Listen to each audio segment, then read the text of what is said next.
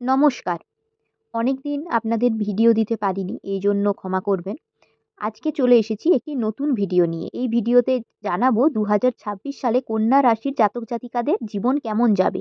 চাকরি, টাকা, প্রেম, বিয়ে আর স্বাস্থ্যের দিক থেকে পুরো বছরের বিস্তারিত বিশ্লেষণ।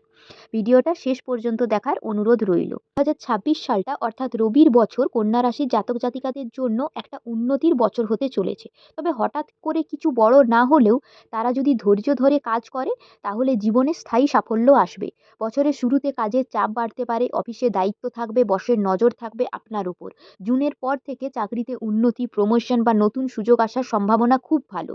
যারা চাকরি খুঁজছেন তাদের জন্য ২০২৬ সালের দ্বিতীয়ার্ধ বেশি শুভ। আয় থাকবে, তবে খরচও থাকবে। বন্ধু বা পরিচিতদের মাধ্যমে নতুন আয়ের সুযোগ বাড়তে পারে।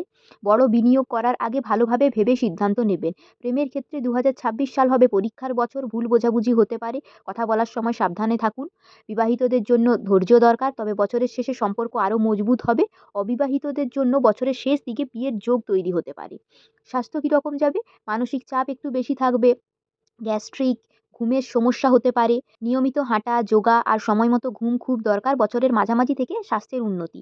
তাড়াহুড়ো করে সিদ্ধান্ত নেবেন না, কথাবার্তায় সংযত থাকুন। পরিশ্রম করলে ফল অবশ্যই পাবেন, ধৈর্য ধরতে হবে। এটাই আপনাদের সবথেকে বড় শক্তি। নমস্কার। আজ এ পর্যন্তই। ভিডিওটা ভালো লাগলে একটা লাইক করে দেবেন, চ্যানেলটা সাবস্ক্রাইব করে রাখবেন আর বেল আইকনে ক্লিক করতে ভুলবেন না। নমস্কার।